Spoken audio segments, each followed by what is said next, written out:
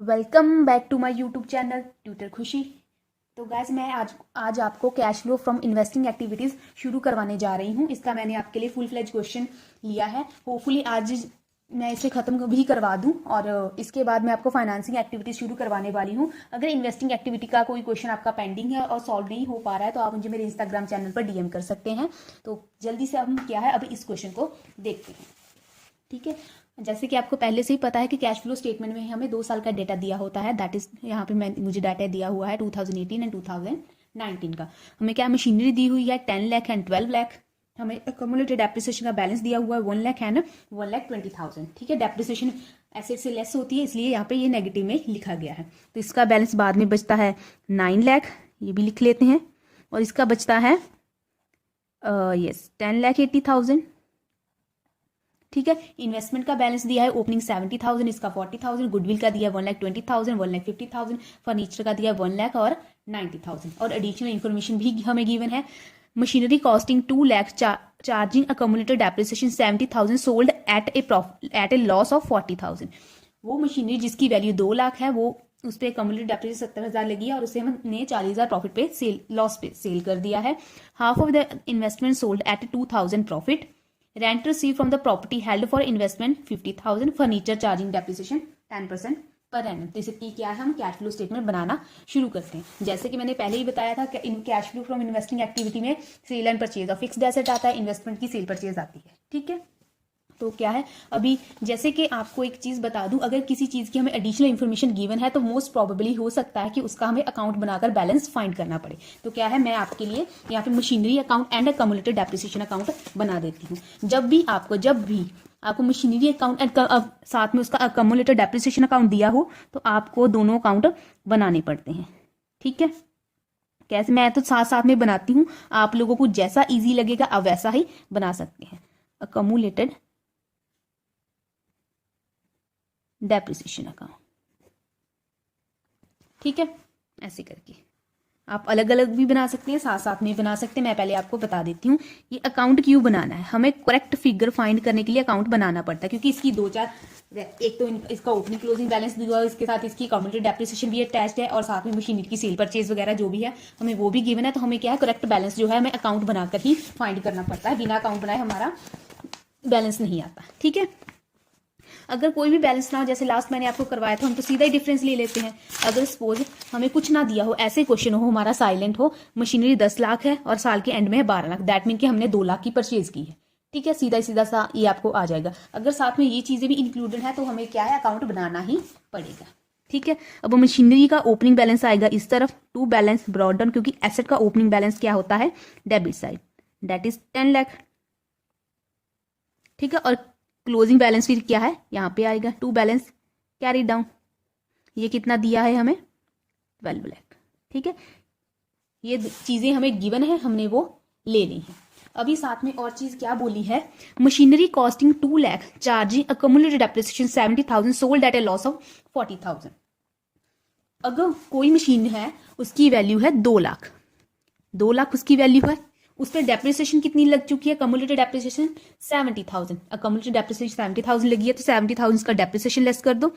Costing का मतलब हमने जब खरीदी थी तब वो 2 लाख की थी, 70,000 डेप्रिसिएशन लग गया है। तो आज मशीनरी की क्या वैल्यू है, आज इसकी करंट वैल्यू है, करंट वैल्यू आज इसकी करंट वैल्यू कितनी है, 1,30,000।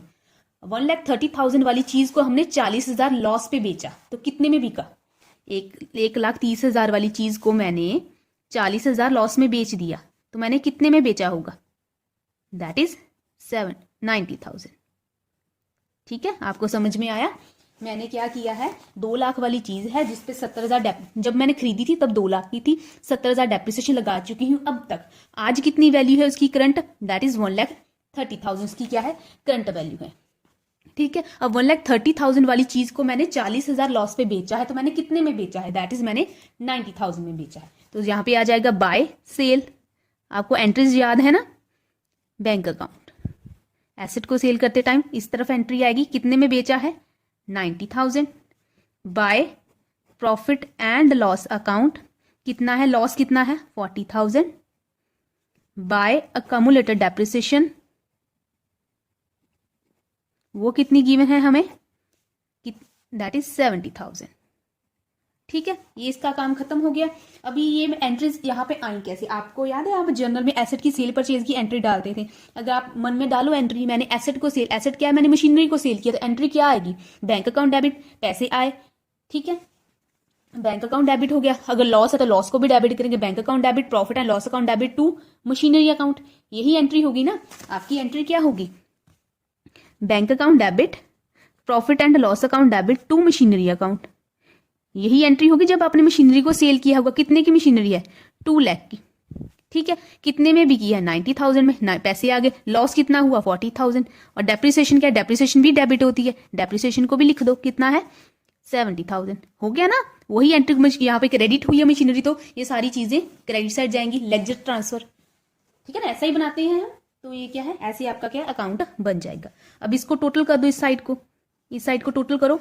ये कितना आ गया, 12 लाख प्लस 90 आ गया आई थिंक 14,000, और सॉरी 14 लाख। 14 लाख है तो इस तरफ भी 14 लाख आना चाहिए, दोनों तरफ 14 है। तो ये बैलेंस जो क्या है, ये आपकी परचेज आ जाएगी। अब मेरे पास एंड में मशीन इतनी है, शुरुआत में इतनी, जो डिफरेंस आ रहा है, सेल तो हमें गिवन है, जो डिफरेंस आ रहा है वो किसकी वजह से आ रहा है कि हमने 4 लाख की मशीनरी परचेज की होगी। ठीक है, बैंक अकाउंट। होपफुली आप समझ पा रहे होंगे कि मैंने ये कैसे सॉल्व किया है। इसके बाद मैं क्या अकमुलेटेड डेप्रिसिएशन अकाउंट बनाऊंगी। अकमुलेटेड डेप्रिसिएशन का क्या है, ओपनिंग बैलेंस इस तरफ आता है, क्योंकि ये डेप्रिसिएशन, जो अकमुलेटेड डेप्रिसिएशन का ओपनिंग बैलेंस क्रेडिट होता है और क्लोजिंग होता है debit to balance carried down. Opening balance कितना है, हमें अकमुलेटेड डेप्रिसिएशन का दिया हुआ है 1 लाख। क्लोजिंग कितना दिया हुआ है, 1,20,000। यहाँ पे हम कितना यूज कर चुके हैं, 70,000 हम यूज कर चुके हैं, तो यहाँ पे आ जाएगा टू मशीनरी अकाउंट। ठीक है, तो यहाँ पे आ जाएगा ये by profit and loss account. ये है हमारी बैलेंसिंग फिगर, और ये भी मेरी बैलेंसिंग फिगर ही आई है। ठीक है, परचेज कितना आ गया, 1,90,000, तो ये भी 1,90,000 है, तो यहाँ पे आ जाएगा 90,000। अब ये 90,000 क्या आया है, ये मेरी करंट डेप्रिसिएशन आई है। जब हम ऑपरेटिंग एक्टिविटीज हम डेप्रिसिएशन को जो ऐड करते हैं, ये वो वाली अमाउंट आई है। जब आप फुल फ्लेज क्वेश्चन करोगे तब आपको ये समझ आएगा कि जब हम वहां पे ऐड करेंगे, ये वाली डेप्रिसिएशन को हम ऐड करेंगे। ठीक है, अब इसका सेल परचेज आ गया। अब लिख दें, sale of machinery, sale of machinery कितने में बिकी है मशीनरी हमारी, 90,000। ठीक है ना, 90,000 में बिकी है। सेल ऑफ मशीनरी मेरी 90,000 सेल हुई है, तो पैसे आए होंगे, तो पॉजिटिव बैलेंस। परचेज भी हुई है, परचेज ऑफ मशीनरी कितने में परचेज की है मैंने, 4 लाख में। 4 लाख में परचेज की है, तो पैसे गए हैं, तो ये आ जाएगा नेगेटिव बैलेंस। ठीक है, समझ में आया। सिर्फ मैंने अकाउंट बनाया किस लिए, मैंने परचेज की बैलेंस फाइंड करने के लिए, मैंने कितने की परचेज की थी, मैंने ये फाइंड करने के लिए बनाया। ठीक है, होपफुली आप समझ गए होंगे। अभी बात करते हैं हम इन्वेस्टमेंट की। हमें इन्वेस्टमेंट का भी अकाउंट बनाना पड़ेगा। क्यों बनाना पड़ेगा, क्योंकि इन्वेस्टमेंट की भी एडिशनल इन्फॉर्मेशन गिवन है। अगर ना गिवन होती हम सीधा सीधा डिफरेंस ले लेते, इन्वेस्टमेंट 70 की है, बाद में 40 की होगी, दैट मीन 30,000 कम हुई है। कम क्यों हुई है, क्योंकि मैंने सेल कर दी होगी, तो मेरी सेल ऑफ इन्वेस्टमेंट 30,000 आ जाती। बट यहाँ पे क्या है, एडिशनल इन्फॉर्मेशन भी गिवन है, हमें उसे भी कंसीडर करना होगा। तो इन्वेस्टमेंट का ओपनिंग बैलेंस आएगा टू बैलेंस ब्रॉट डाउन। इस तरफ कितना दिया हुआ है, 70,000। इस तरफ कितना, बाय बैलेंस, क्लोजिंग इस तरफ आएगा, बाय बैलेंस CD। ये कितना दिया हुआ है मुझे, 40,000। ठीक है, अभी यहाँ पे क्या लिखा है, half of the investment sold at A 2,000 profit. ठीक है, आधी इन्वेस्टमेंट मैंने बेच दी है 2,000 प्रॉफिट में। जब आधी इन्वेस्टमेंट मतलब साल के शुरू वाली, एंड यहाँ पे लिखना चाहिए था बिगिनिंग ऑफ द ईयर।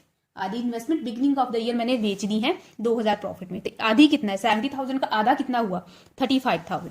35,000 की मैंने सेल कर दी है कितने में, 35,000 की चीज मैंने सेल कर दी है 2,000 प्रॉफिट में। दैट मीन कि मैंने कितने में बेचा, मैंने उसे 37,000 में बेचा। ठीक है, 35,000 की मशीनरी थी और 2,000 उसमें क्या प्रॉफिट का ऐड हो गया, तो मैंने 37,000 में चीज को बेचा।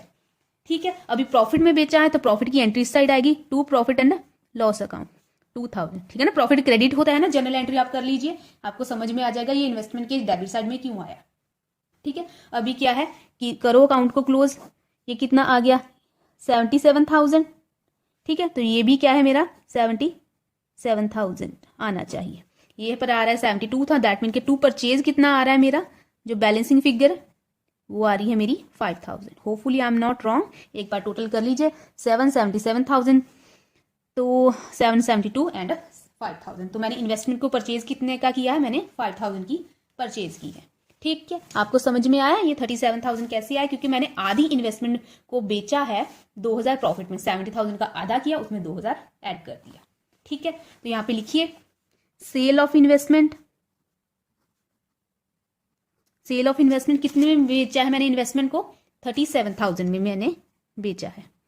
परचेज ऑफ इन्वेस्टमेंट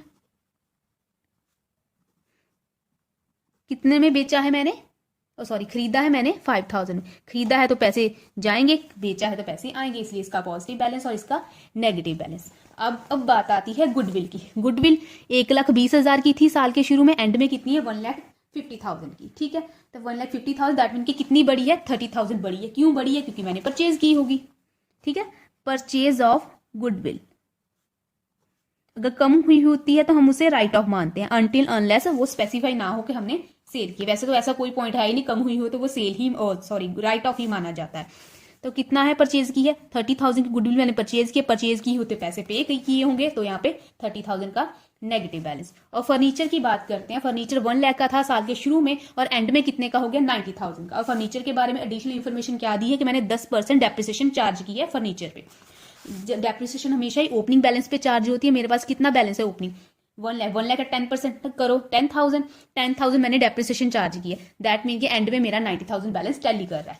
1 लाख में से मैं 10,000 अगर लेस कर दूं तो 90,000 बचता है। ठीक है, और 90,000 ही मेरा क्लोजिंग बैलेंस है। दैट मीन कि जो 10,000 कम हुआ है वो सेल ऑफ फर्नीचर की वजह से नहीं कम हुआ है, वो कम हुआ है डेप्रिसिएशन की वजह से।